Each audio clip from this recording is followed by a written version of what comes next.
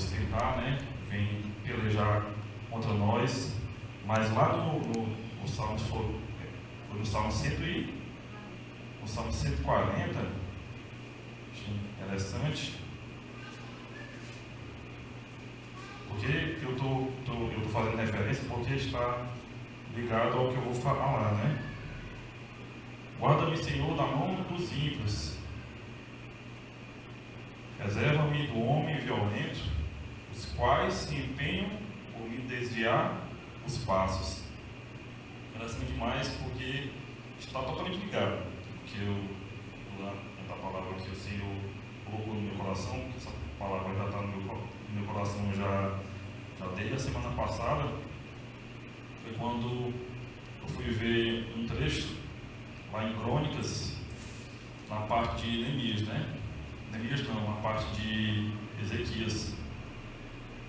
Queria iniciar com os irmãos lendo o texto, um texto entre aspas, né, áureo, né?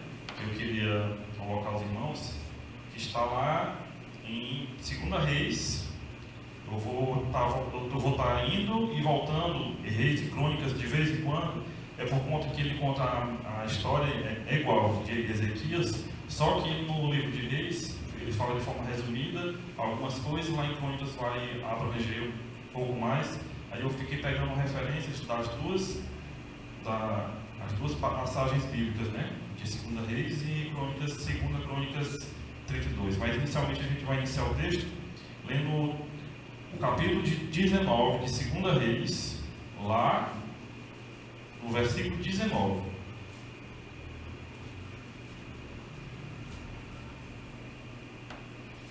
Sabemos que nós estamos no culto de oração, né? E esse texto veio ao meu coração sobre esse homem, né? Que esse homem era um de oração, assim como Davi. Então, tal que quando Ezequias ele iniciou seu reinado, ele foi comparado a Davi, né? Se a gente ler aqui o início do reinado de Ezequias, fala no 3º ano de Oséias, filho de Elá, rei da Israel, começou a reinar Ezequias, filho de Acais. Acais, para quem não sabe, foi um dos piores reis que Judá teve, né? Porque até agora Judá já fazia parte do reino do sul, estava dividido com o reino do norte, que era a capital Samaria, e Judá era Jerusalém. E Judá e Acais foi que é o pai de Ezequias. Ele foi um homem muito indigno, que ele até ofereceu alguns dos seus filhos como oferta a Moloque, né? Mas, diferente de Ezequias ele fez tudo que era reto ao Senhor, ao ponto do autor de Reis falar que fez ele o que era reto perante ao Senhor, segundo tudo o que fizera Davi, seu pai, né? Porque quando fala referência a Davi, fala em relação de homem de oração íntegro que odeia o pecado. A gente tem que voltar a algumas premissas da gente odiar o pecado. Muitas vezes a gente não odeia, a gente tem algumas coisas que a gente tolera, né? Como eu trabalhei, eu ainda trabalho, né? Em prefeitura, e a gente sabe o quanto é um antro de corrupção, de pecado, de mal, pessoas enrolando, fuxico. E a gente, em meio a esse ambiente, a gente tem a tendência de às vezes, puxar algumas coisas e por ver que as pessoas estão fazendo de forma rotineira, a gente tem aquilo como normal ou deixa como se fosse algo comum para eles. Mas a gente tem que odiar o pecado. A gente precisa amar as pessoas, mas precisamos odiar o pecado. E assim como Ezequias fez como Davi, porque Davi, quando ele iniciou seu reinado, diferente de Saul, ele destronou todos os principados, destronou todos os reinados, todos os deuses, todos os ídolos, todos os templos que não eram ao Senhor. E aqui nesse texto aqui, de 2 Reis 19, agora pois, ó Senhor, nosso Deus, livra-nos de suas mãos, para que todos os reis da terra saibam que só tu és Senhor Deus. Porque nessa época já existiam diversos deuses.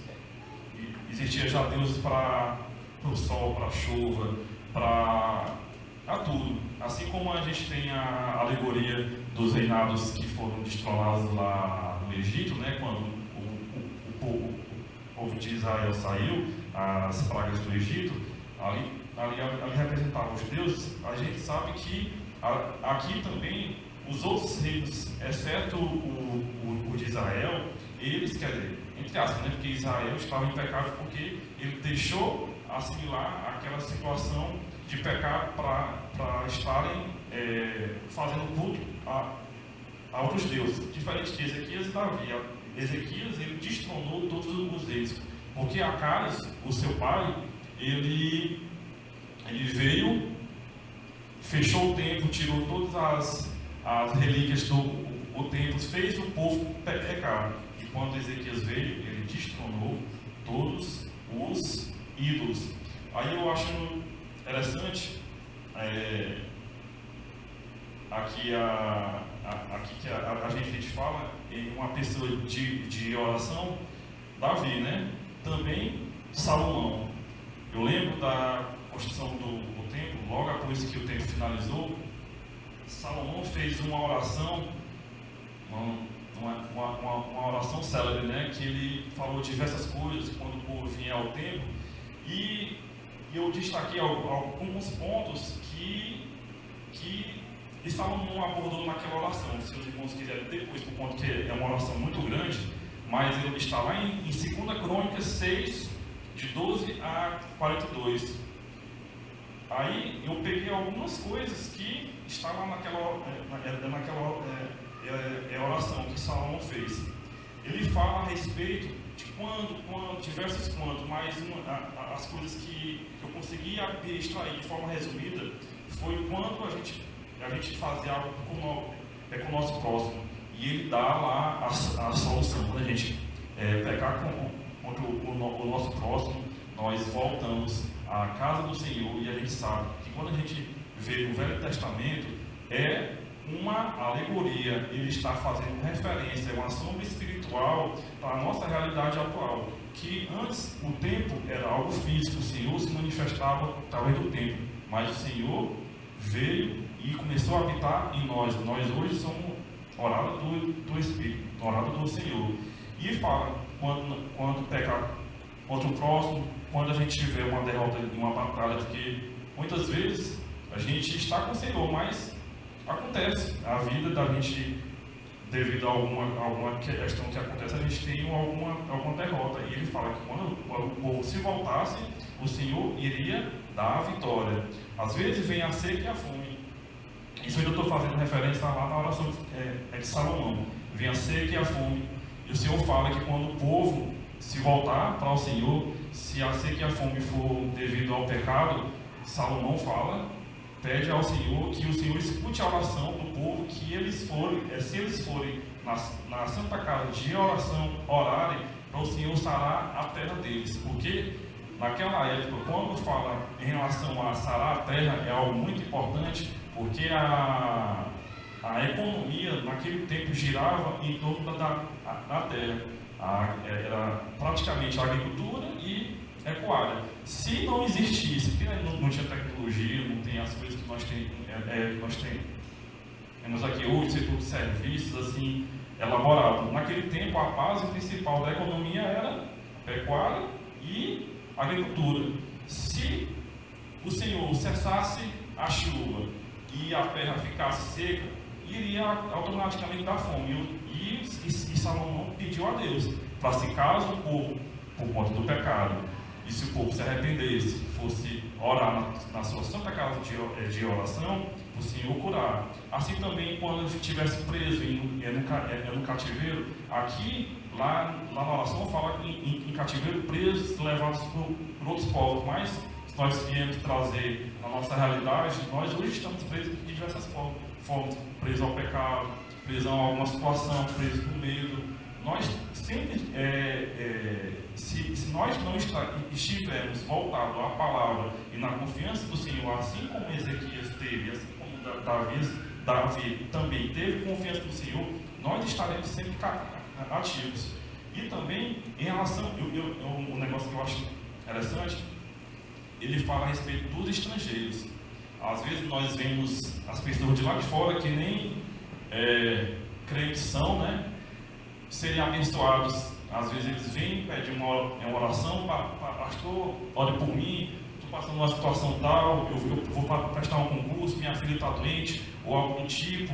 Pede uma bênção específica, o estrangeiro, e ele é abençoado. Porque a bênção não é por conta da oração do pastor, nós só somos instrumentos para aguçar a fé dos irmãos. Então, tal que o cristianismo em si é a única religião que a gente vai ver que é através do convencimento. Nós precisamos convencer a pessoa de que Cristo é real, de que Cristo é o Salvador, mas quem converte é o Espírito Santo. Nós podemos convencer, existem diversas pessoas que estão nas igrejas que são convencidas de que Cristo é o Senhor, de que Cristo é o Salvador, que precisa estar na igreja, que precisa estar em comunhão, mas não são convertidas. E assim também são os estrangeiros,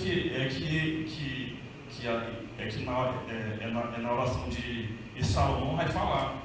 Os estrangeiros são também abençoados, por conta que hoje o Espírito Santo não está em uma igreja, em algo específico, está em cada um de nós. Basta nós voltarmos os corações para pedir para a pessoa certa. Caso ele fala, né? Guerra contra os adversários do Senhor. Nós precisamos, porque assim, sempre nós iremos ter guerras, sempre nós vamos estar batalhando contra algo. Basta nós escolhermos as melhores batalhas, porque ou a gente vai batalhar para ser fiel, ou a gente vai batalhar para como é que eu posso dizer?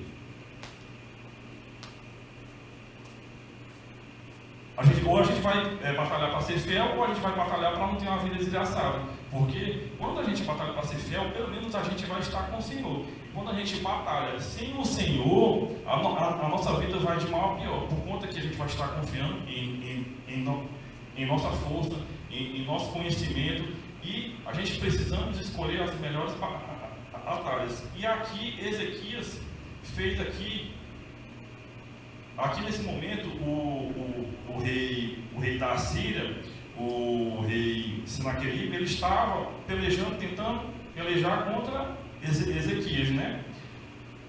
E assim, essa guerra que Senaqueribe queria fazer com Ezequias foi como se fosse eu vi aqui, como se fosse uma guerra fria. Não houve batalha, o Senaqueribe só veio falar mal do Senhor e tentou intentar contra as estruturas emocionais, assim como a irmã Florisa falou, que às vezes é só através de palavras, através de alguma seta que o inimigo coloca. Às vezes não é nem para batalha, não é nem um acidente, não é nem algo físico, mas às vezes é só algo espiritual. E esse caso específico de Ezequias, Senaqueribe veio pelejar contra ele. Só que, por que Senaqueribe veio pelejar contra Ezequias?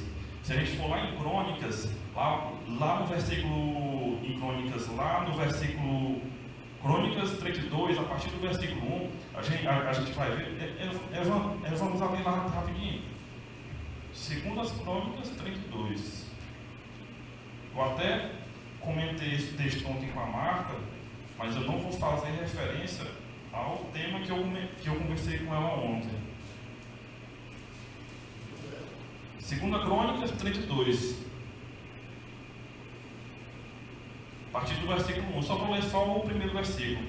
Depois destas coisas e desta fidelidade, veio Senaqueribe, rei da Síria, e entrou em Judá, acampou-se contra as cidades fortificadas e intentou em apoderar delas. Eu vou ver aqui em outra versão, para ficar de melhor entendimento. 32, 1. Depois de tudo o que Ezequias fez com tanta fidelidade, Senaqueribe, rei da Síria, invadiu Judá e sitiou as cidades fortificadas para conquistá-las. Aí a gente começa a ler aqui o versículo isolado, e a gente não vê a referência do que se passou anteriormente, porque ele usa uma palavra aqui, eu não sei qual é o modo verbal, a Marta saberia, mas ele fala depois de alguma coisa. Se é depois, foi depois de alguma coisa. Se a gente for ver lá em Crônicas, a gente vai ver de forma detalhada o que foi que Ezequias fez no início do seu reinado. Ezequias destronou, como eu iniciei a falar com os irmãos, destronou os reinados, e ele foi totalmente fiel a Deus e à palavra dele, aos ensinos de Moisés. Ele foi irrepreensível, como a palavra fala, ele foi justo. Ele era uma pessoa de oração, uma pessoa que estava em comunhão com Deus. Certa vez, Ezequias, no começo do seu reinado, quando ele fez a limpeza no templo, que depois do 8º dia que os levitas vieram a limpar o templo, que purificaram o templo, no 8º dia, Ezequias, de madrugada, se levantou e foi fazer a oferta no templo do Senhor. A gente sabe que naquele tempo, quando o pessoal vinha fazer a oferta, era oração, comunhão com Deus, isso no início do seu reinado. E ele veio todo o seu, e o Senhor fala que tudo que Ezequias fazia, o Senhor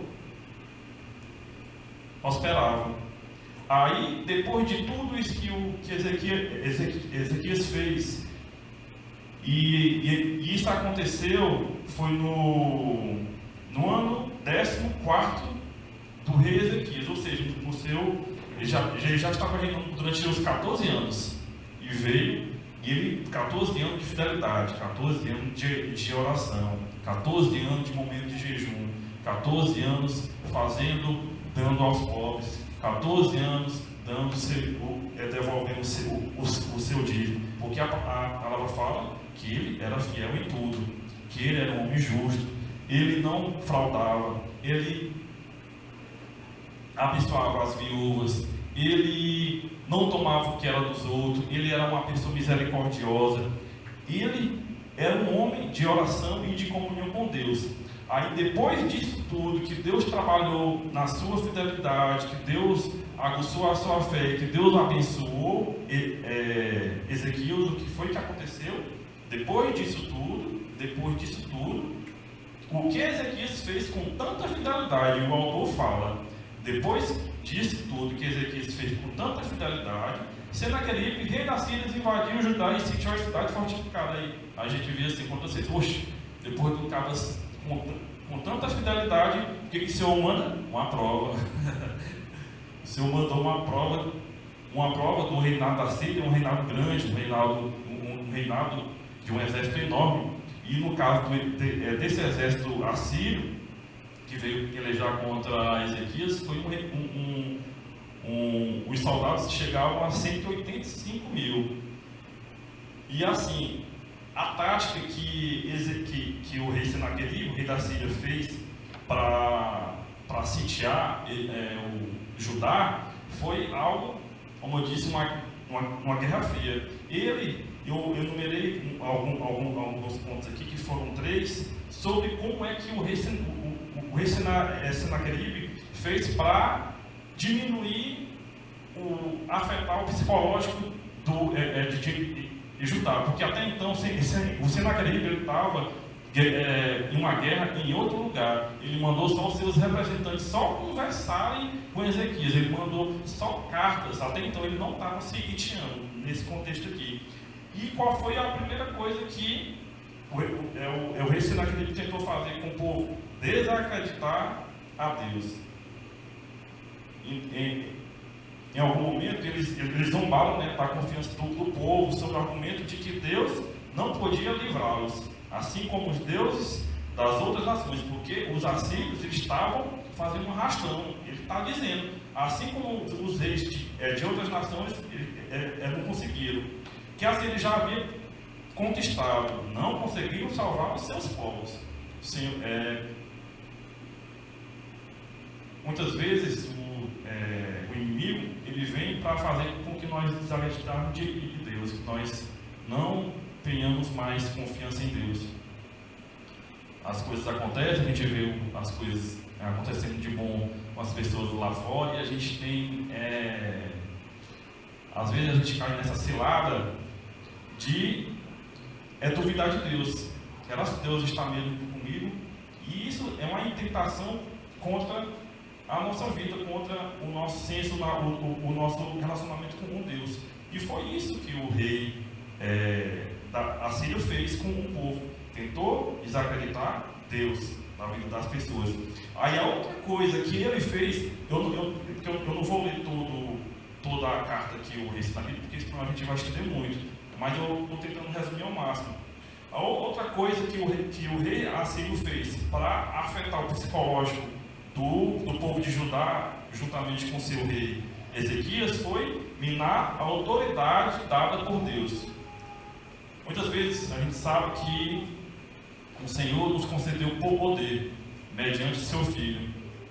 O Senhor nos deu poder para expulsar demônios. O Senhor nos deu poder para resistir à escalada do inimigo. O Senhor nos dá poder para abençoar a vida dos nossos filhos. O Senhor nos dá poder para estarmos orando pelos nossos inimigos, os nossos amigos.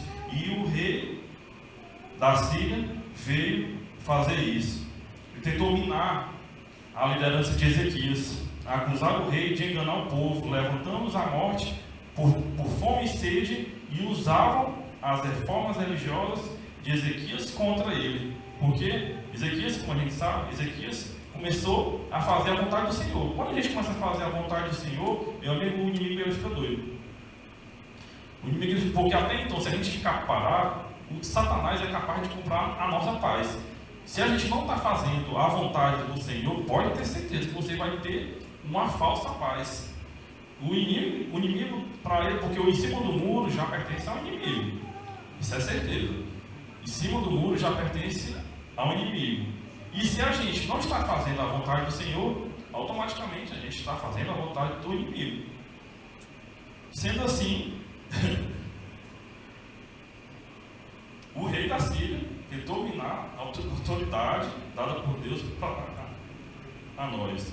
E tentou usar o que Ezequias estava fazendo com o povo, estava destronando. Porque ele estava dizendo para o povo: rapaz, vocês não têm nem mais a quem clamar, vocês só têm só um Deus agora a quem clamar. Estava falando a respeito do Deus Todo-Poderoso. E o que por final, o rei Assírio, o Senaqueribe, tentou fazer foi intimidar o povo. Às vezes, o inimigo começa a intentar na nossa mente sobre a questão da nossa confiança em Deus, começa a intentar sobre a nossa autoridade espiritual dada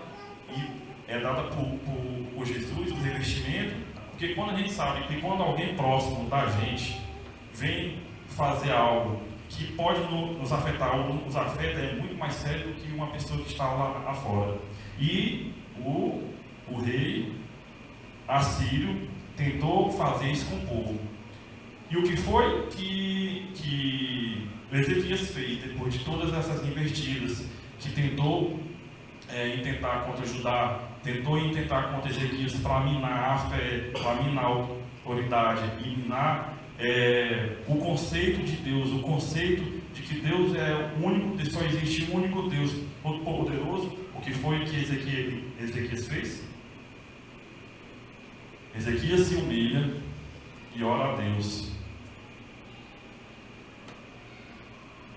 Muitas vezes a gente tem algumas dificuldades de nossas vidas que nós tentamos vencer pelas forças do nosso braço. A gente tenta vencer com as nossas próprias ações, com o nosso próprio achismo, com o nosso próprio conhecimento. E a gente esquece que a gente só tem uma única opção. Deus não é a última opção. Deus é a nossa única opção. Tudo vem dele, tudo é para ele e tudo por ele. Nós temos que massificar isso no nosso entendimento. Deus é a nossa única opção.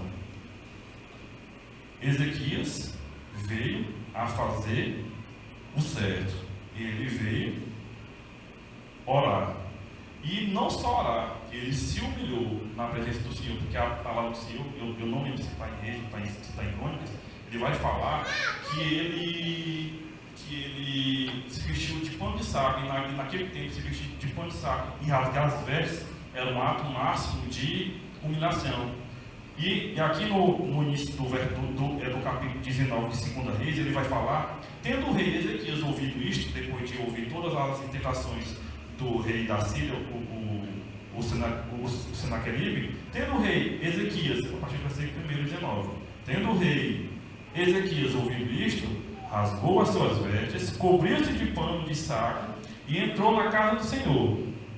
Então enviou a Eliaquim, o mordomo, Sebna, o escrivão e os anciãos dos sacerdotes, cobertos de pano de saco, ao profeta Isaías, filho de Amós, os quais lhe disseram: assim diz Ezequias, este dia é dia de angústia. Mesmo, irmãos, mesmo nós confiamos em Deus, nós temos Deus como a nossa única opção, não é que a gente vai estar imune à questão das angústias, à questão das nossas fragilidades, mas um ato de fé é em meio à nossa fragilidade, em meio à nossa angústia, mesmo assim, nós vamos devotar a toda a nossa esperança naquela única pessoa, naquele único ser, no nosso Deus Todo-Poderoso, para intervir contra as nossas dificuldades. Aqui fala que ele estava angustiado, e lá no finalzinho do versículo 13 ele vai falar angústia, de disciplina e de opróbrio. O opróbrio é a questão de, ele fala a referência em humilhação, né? Porque os filhos são chegados à hora de nascer e não há força para dar-os à luz. Aqui ele está fazendo ele está dando um exemplo de como ele está se sentindo. É como se fosse uma pessoa, aquela angústia que a gente sente, aquele nó na garganta, aquela dor, que a mulher começa a sentir as dores de parto e ela não tem nem mais forças para poder expelir a criança. As mulheres que já tiveram um filho sabem como é uma dor de parto. Eu já tive uma pequena crise de pernambuim. Eu posso chegar mais ou menos perto do que uma dor de parto, porque os especialistas falam que a dor de pernambuim ela se assemelha muito à questão de dor de parto, né? Mas aqui ele faz essa referência que, deixa eu ver se na outra versão aqui, ele vai deixar um pouco mais claro aos irmãos, desde 9:1, versículo 3. Estes lhe disseram, assim diz Ezequias, hoje é dia de angústia, de repreensão e humilhação. Estamos como os filhos, estão prestes a nascer, mas não há força para dá-los à luz. Mas ele estava sentindo uma angústia terrível, mas mesmo assim, ele devotou todas as suas forças a único e suficiente que poderia ajudá-lo. Nossa fé muitas vezes está pequena, assim como tem a alegoria que Jesus vai falar lá no grão de mostarda, que a fé, como um grão de mostarda, é considerada pequena, mas se nós plantarmos na boa terra, se nós plantarmos no local correto, se nós devotarmos essa nossa pequena fé a Deus, Ele é capaz de fazer como Ele fala lá na alegoria. Jesus fala que é da pequena semente do grão de mostarda, mas dela se tem a maior hortaliça. Não, a gente não consegue controlar, saber quanto vai frutificar essa pequena fé que nós plantamos. E Ezequias, ele plantou essa sua pequena fé ao Senhor.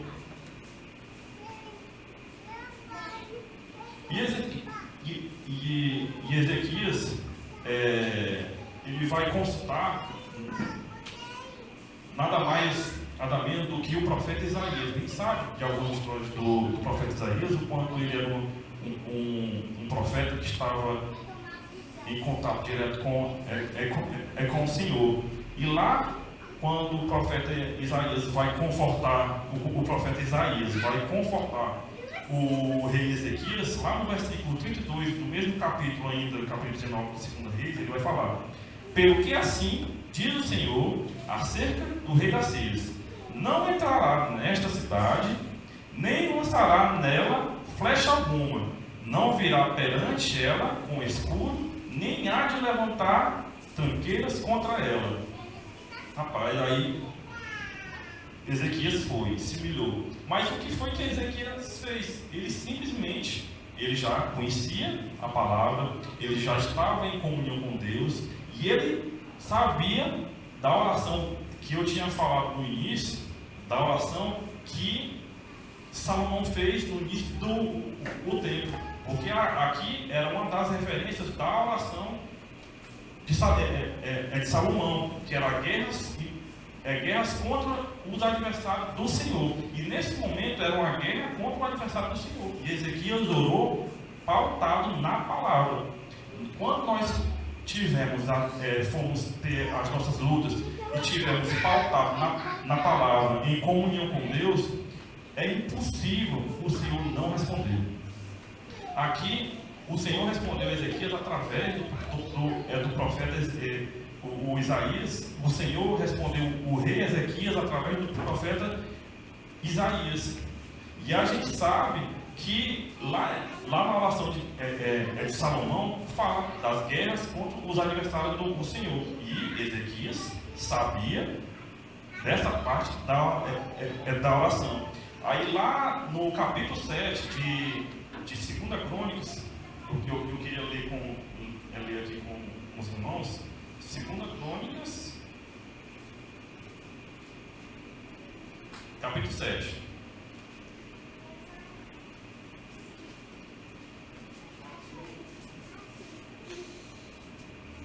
2 Crônicas 7. Só 4 versículos.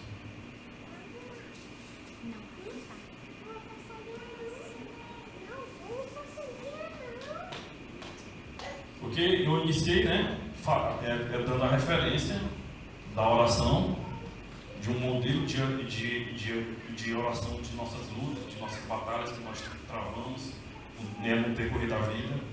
E no capítulo 7 já é a resposta de Deus, porque no capítulo 6 de 2 Crônicas é Salomão relatando para Deus, fazendo um pedido a Deus. E no capítulo 7 é a resposta que Deus dá a Salomão, a partir do versículo 11, 2 Crônicas 7, a partir do versículo 11. Assim, Salomão acabou a casa do Senhor e a casa do rei. Tudo quanto Salomão intentou fazer na casa do Senhor e na sua casa, prosperadamente o efetuou. De noite, apareceu o Senhor a Salomão e lhe disse: ouvi a tua oração. E qual oração? Aquela lá que eu tinha feito referência. E escolhi para mim este lugar para a casa do sacrifício. Se eu cerrar os céus de modo que não haja chuva, ou se ordenar os gafanhotos que consumam a terra, ou se enviar pestes ao meu povo, se o meu povo, que se chama pelo meu nome, se humilhar e orar, e me buscar e se converter dos seus maus caminhos, então eu ouvirei dos céus, perdoarei os seus pecados e sararei a sua terra. A gente conhece muito esse texto aqui do capítulo 7, versículo 14, né? Mas a gente não, às vezes, o texto em si já fala muito, muita gente esquece que tem que ter um contexto em si. E continuando aqui no versículo 15: estarão abertos os meus olhos e atentos os meus ouvidos à oração que se fizer neste lugar. Quando a gente se coloca neste lugar, juntamente com o Senhor, porque a gente sabe que o nosso corpo é dividido em 3 matérias, assim como a Trindade: corpo, mente e espírito, ou corpo, espírito e alma. Nós temos essa essência de Deus, o Senhor faz orar em nós. E aqui eu acho Interessante, se eu cerrar os céus de modo que não haja chuva, se eu ordenar gafanhotos que consumam a terra.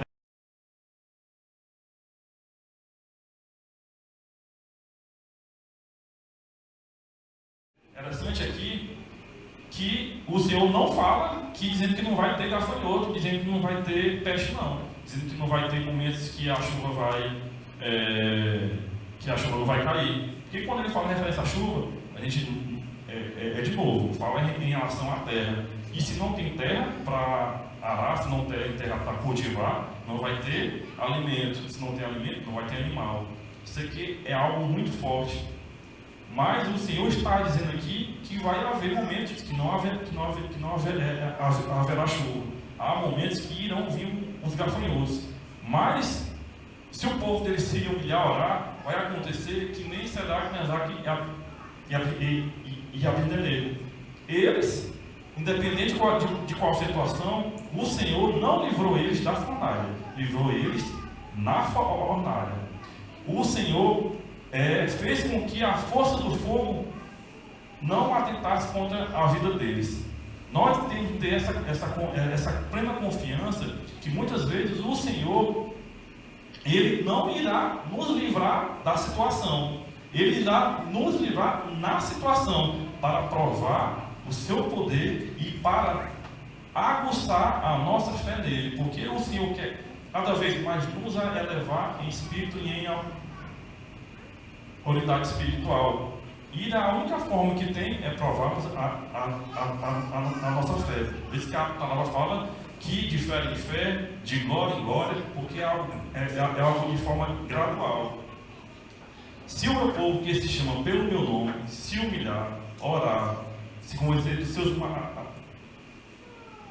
Se o meu povo que se chama pelo meu nome se humilhar e orar e me buscar e se converter dos seus aos caminhos, então eu ouvirei dos céus, perdoarei o seu pecado e sararei a sua terra. E uma questão que eu achei interessante em Crônicas, eu esqueci qual foi o versículo, que quando Isaías termina de conversar com Ezequias ora juntamente com Isaías ora juntamente com Ezequias. Aí eu lembrei automaticamente lá do texto que está lá em Tiago, que fala que a oração de um justo vale muito em seus efeitos. O Senhor quer que nós oremos, e o poder maior está na oração que nós fazemos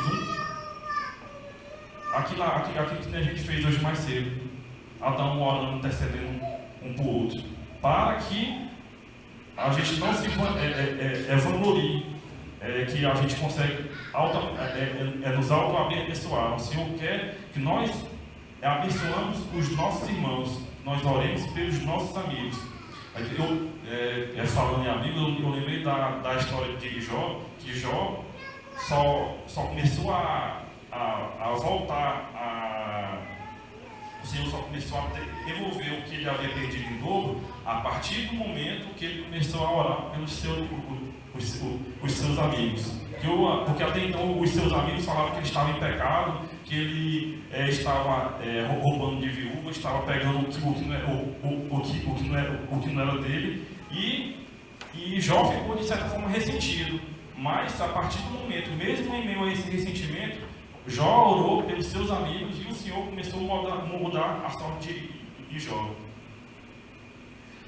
E depois dessa promessa que Deus fez a Ezequias através do profeta Isaías, a gente sabe essa história bastante, né? Então, lá no versículo 35 do capítulo 19 de 2 Reis.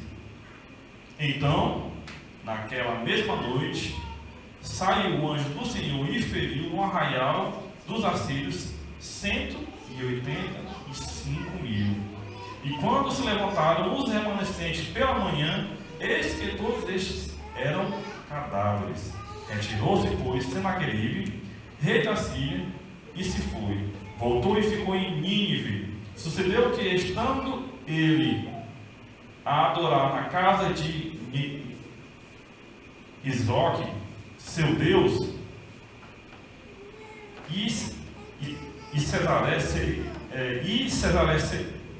seus filhos o feriram à espada e fugiram para a terra de Arate. Esar-Adom, seu filho, reinou em seu lugar. Depois da oração de Ezequias, oração de humilhação, oração baseada na palavra, oração voltada ao único que poderia livrar ele, e Ezequias sempre orou exclusivamente. Sempre que ele tinha alguma dúvida, sempre que ele tinha algum anseio, ele recorria a Deus. A gente sabe que lá na frente também tem a história que ele ora sobre a questão da sua morte, mas não vem ao caso. Mas ele sempre foi um homem de oração. E Ezequias, o povo estava meio temeroso, Ezequias também, porque ele fala que ele estava angustiado, sentindo dores de angústia, mas depois da oração de Ezequias, baseada na vontade do Senhor, baseada na sua fidelidade, porque o Senhor mesmo fala que ele foi fiel e justo, ele nem precisou batalhar aquela batalha. O Senhor mandou o anjo dele, que a gente sabe, quando o Senhor faz referência ao anjo, a gente sabe que é o próprio Deus, mandou o anjo dele e feriu naquela mesma noite 185 mil assírios. Nós precisamos dar o valor de fato à oração. E não só a oração de pedido de perdão, mas a oração de graça. Porque o Senhor fala que a gente precisa buscar Ele de dia e de noite. De dia, quando a gente estiver bem, quando a gente estiver em paz, em casa, quando a gente estiver estável no trabalho, quando a gente está com as contas em dia, e de noite. Há noites frias, há noites de densas trevas, momentos que a gente parece que a gente não tem saída, a gente não vê a luz no fim do túnel. Por isso que a gente precisa estar buscando ao Senhor de dia e de noite. Buscar ao Senhor enquanto se pode achar, invocar-o enquanto está perto. Porque buscar de dia, Ezequias fez a parte dele, buscou o Senhor enquanto ele estava em período de paz. Quantos de nós, no período de paz, em vez de a gente buscar o Senhor em forma de agradecimento, a gente faz se afastar dele? A gente começa a confiar na nossa força, a gente começa a dizer que algumas coisas, não tem problema nenhum não, está tudo tranquilo, está tudo em paz, está tudo de boa. Por isso que o Senhor fala que onde abundou o pecado, superabundou a graça. Porque em dia de noite é muito mais fácil a gente estar voltado para Deus. Por isso que o Senhor fala que é melhor obedecer do que sacrificar. Porque nos dias de noite a gente precisa muitas vezes fazer esses sacrifícios. E nos dias de dia, nos dias de bem, muitas vezes a gente só precisa estar em agradecimento ao Senhor. Que possamos, irmãos, estar buscando o Senhor em oração. E assim como o rei Ezequias, buscar o Senhor pautado na palavra, porque não adianta a gente saber qual é a vontade do Senhor se a gente não conhece a sua vontade. A gente não consegue adivinhar. Aí pode gerar diversas questões que a gente vê hoje nas redes sociais, pessoas no mundo espiritual que são irrelevantes, e muitas pessoas dão relevância para elas. Pessoas pobres, pessoas famintas, pessoas que não se alimentam da maneira correta, pessoas que estão se alimentando de lixo, se alimentando de injeção de ego, pessoas que estão se alimentando de coaches, que estão só afagando o nosso ego. Precisamos nos limpar de todo esse açúcar, de todo esse doce da vida, de toda essa coisa que a gente quer. Porque lá em Paulo ele vai falar que o mal que eu faço, que o mal que eu não quero fazer, esse eu faço. Mas o bem que eu quero fazer, esse eu não faço. Se a gente está cheio de açúcar, se a gente está cheio de besteira, não adianta, a gente não vai conseguir se alimentar da palavra do Senhor. A gente precisa estar com passo de fé, colocando a nossa fé. No começo, quando a gente vai na academia, é difícil. A gente vai por força. A gente não vai querer, não. Mas a partir chega um certo tempo, a gente começa a se acostumar. Assim também a leitura da palavra. A gente vai começar a ler, a gente não consegue entender. A gente lê por ler. Mas pelo ato, pelo aquele momento, ó Senhor, estou devotando esse momento a Ti. Eu não estou entendendo. Dá luz ao meu entendimento. Me ajuda. É algo que a gente vai limpar o nosso organismo, porque para a gente começar a ter luz, para a gente começar a entender, primeiro precisa fazer um detox de tudo que está aí, de coisas que a gente já escutou, de postagem, de rios aí no Instagram, de coisas tolas que a gente escuta, a gente está cheio disso. Mas enquanto a gente olha na palavra, rapaz, não, isso aqui é só verdura. Isso aqui é muito difícil de ser digerido, é feijão com arroz. É melhor pegar lá só o filé mignon, só o doce lá. Mas não, nós precisamos, assim como porque a palavra do Senhor fala que nós somos templo do Espírito Santo. O Senhor mora nos nossos corações. E no nosso corpo, a gente precisa estar alimentado do que é bom, do que nos faz bem. E o que nos faz bem, espiritualmente, é o pão da vida. O pão da vida é a Bíblia que o Senhor deixou revelado a sua vontade e o próprio Salvador. Que possamos colocar isso nos nossos orações, assim como o rei Ezequias, que possamos ter o Senhor Deus Todo-Poderoso